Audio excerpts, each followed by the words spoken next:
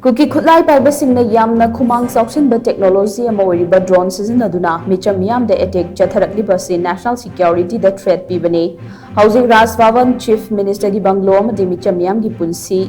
SAPHARIBRA HAIBA se ACHOUBA WAHANG OIRE HAINA CLV ki leader OKRAM IBOBI na PHONGDORAKLI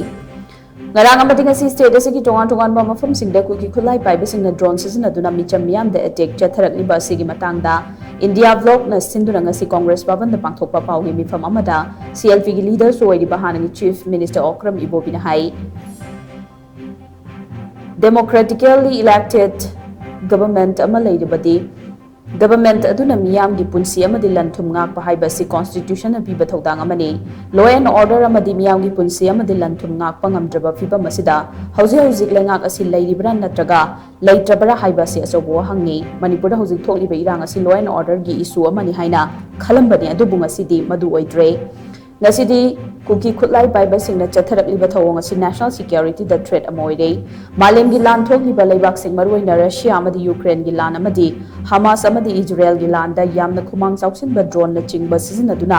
landariba fibam adugumna Kuki Khutlai Paiba Shing drone SHIJINNADUNA ngarang maitei gi khulsing da attack chattharakhiba du laina loba yaroi oirakliba fibam asida state asigi Bhawan Chief Minister gi Bungalow amadi miyam gi punsi SAPHARIBRA haibasi achouba wahang amoiraklei asiguma fibam asida Prime Minister Narendra Modi na luching balenga ngasina Manipur da yengliba media ngasi ningba kainingai ni Manipur da hojik oiriba phibam masida center na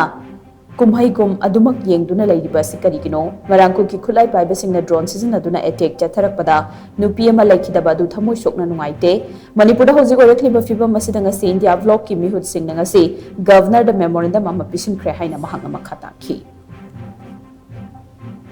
Manipur si India gi saruk ama weramnina masi India ne India ki national security da threat tawbagi question ama lae kadai da no Manipur se shape oigado bi jaga anywhere drone sine anywhere thada banga me ba Bhawan ji shape oiribra oidrabra asi ju thadage di irai ngame ba Chief Minister Bungalow se koina hangning di masi shape oiribra oidabra ba adu oiriga di laiba question di Bhawan bhawba Chief Minister ki Bungalow bhawa shape oiraktragadi what about other innocent people of Manipur akhoi gi life and property se kanahana ngakpi senbi gadori buno masi laiba development si laiba question si machine ba masi bhawda center da paliba Narendra Modi ji na paliba government se sina karino akhoi se yengna lairib si karino akhoi Manipur se kashuna te da UP gumba asoba state ti layer na asang bi bhawba district amana masing hena yambani seida akhoi no hanjan haijabado angam bahatna jara sunu da angam bana palhora sunu haibagi phibam da silent spectator oina kumhai yengna lairi bisi akhoi karino akhoi na tawgada bisi karino haibase machine ba state government kari tauri krai da lairi law and order si masi hanjan ngangna basi democratically elected government amal laibase masigi arthasiu laibura laitrabra ba